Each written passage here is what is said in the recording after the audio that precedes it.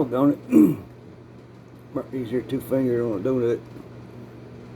That's another story for another time. Hello, YouTube world.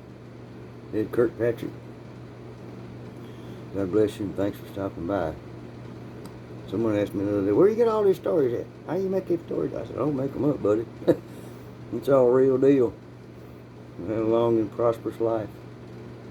I met a lot of nice folks along the way. And I still do today. Enjoy that. Jeez. Message for the night is don't let people take advantage of you. Jeez, you know, I treat everyone with respect. Try to love everybody. Show love one another. But there's people out there that, man, they see it opening, they want to grab what you got. So it's crazy. Yeah, buddy of mine, Otis Stevens, lives here in town. He's 77 now. Don't get around too well. I don't know if you know much about this area here, but it was a pretty big manufacturing hub for wool cloth, cotton that goes in underwear.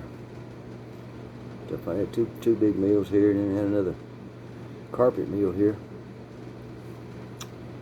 And that kind of changed over the years, and then yeah, we got 3 prisons here. Yeah, manufacturing went Mexico, China, and so they're gonna lock everybody up here. So go figure.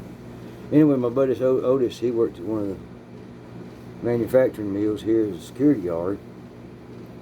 Otis always says, said, Ed, I went in the front door and out the back door of the grade school. So what do you mean, Otis? He said, well, 1st grade, I had to do it twice. 2nd grade, twice. 3rd grade, twice. 4th grade, twice. 5th grade, twice. I was in the 1st year of 6th grade. I was growing a mustache, and I called my parents and, you know, said they didn't talk with a truant officer. They had truant officers back in those days. Make sure your kids went to school. They said he don't have to go to school no more. Yeah, anyhow.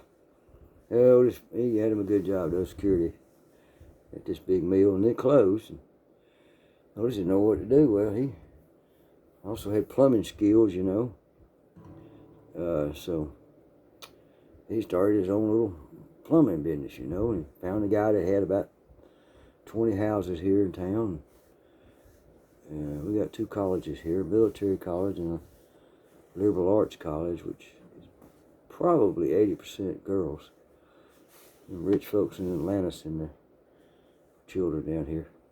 And it's great, you know, we like that. But, so Otis, you know, he had some cards made up, and he went around passing them out, and he's working for this guy, also guy that, you know, got these 20 houses or so, and he's picking up an odd job here and there, and, you know, trying to grow his little business, trying to make a living. And he went by these hotels here in town, and motels, and passed out a card too, you know. And Otis called me up one night. Geez, I think it was a February. It was cold, raining. I mean, it was right near freezing, cold. He called me up one night at 1 o'clock in the morning. I guess that's the morning then. And said, Ed, what are you doing? I said, sleeping, Otis. What's up? What's wrong? Something happened? Yeah, man, I got a call for that big motel out there. That American Inn thing, and they got a stopped up toilet. You know, it's you know, they got people in town visiting prisoners, and they booked, and they got to get this room ready. Somebody's coming in first thing tomorrow, and I need some help. You know, I'm going to take the snake, you know, rotor type things. I'm going to take the snake. I can't even load that snake on my truck by myself. Can you help me? I said, sure, Otis. Give me a few minutes, get a cup of coffee, and get my boots on.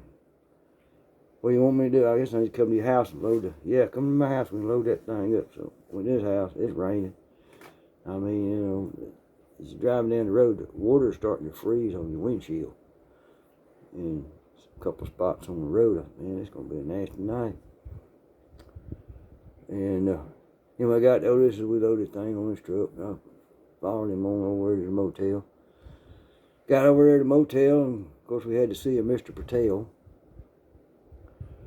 And we go to the front office there, you know, it's nighttime, they got that little cage there, and this little girl back there. He said, yeah, with the plumbing crew, Mr. Patel says, come up here, y'all got a room with the toilet stopped up. She says, 1 minute, please. I said, okay. We got to sit down there, we wet all around. I mean, we loaded that thing up in the rain, in and out the truck, we wet, cold. And had a coffee thing over there, so I went over and get a cup of coffee. And man, that stuff, it was black as coal tar and turn your dang teeth yellow. But I had a little sip of it anyway, and get myself together. We waited 20 minutes for Mr. Patel to come. Oh, yes, thank you for coming, thank you for coming. Yeah, yes, okay. Follow me. So he gets the key off that board back there. It says 135.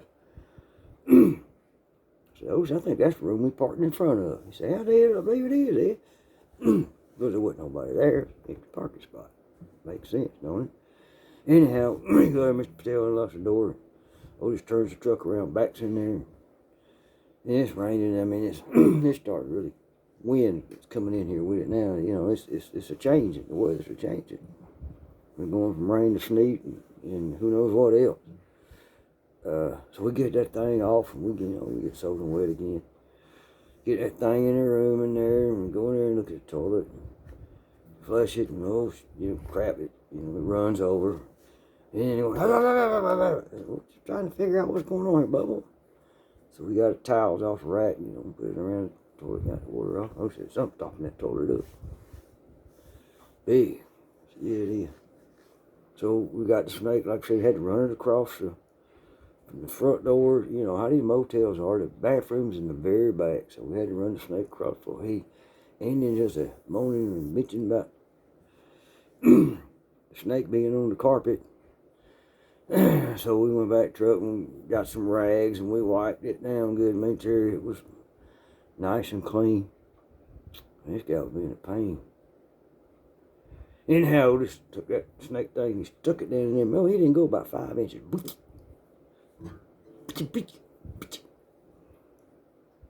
So, what did he hit, Otis? I don't know. He said, put your hand, yeah, I got small hands, okay? Otis is a pretty big fella. Put your hand down there and see if you can grab it. Okay? So I put my hand down there and told it kind of up that little curve, how it does a whoop. I felt something. Got it, hold it, pulled it out. It was either a hairspray top or shaving cream top or something. It was a top of some kind of aerosol can. I handed it to Otis. Said, dang, Otis, look at there. Otis said, hang on a minute. Flushed the toilet. Everything went down fine. He said, all right. Then he said, hey, good job. How much I owe you? I'll write you a check right now. Otis said, $300. And he said, $300? No, that's too much. Otis said, look, Bubba, I done had to get my friend out of bed. It's now 2 o'clock in the morning. And it's raining, we wet, we soaked. I had to unload and reload this thing. I got to unload it when I get home. Man, I need, $300. Oh, no, I'll give you 70. Otis said, no, No, he ain't giving him 70. Otis took that hairspray top, dropped it in that toilet, flushed it. Toilet started to overflow. And it's criminal. You do what you do is criminal. He said, well, I don't know about criminal, but the crime scene is just like I found it. We'll see you later, buddy. We loaded our crap up and left. Yeah. The man tried to take advantage of us.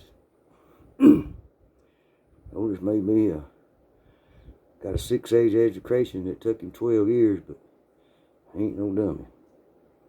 And hey, people, don't let other people take advantage of you, but treat everyone with respect and love them. That's what we're here on this earth to do. Believe in Jesus. It'll be okay. God bless y'all. Love you. Ed Kirkpatrick. Adios.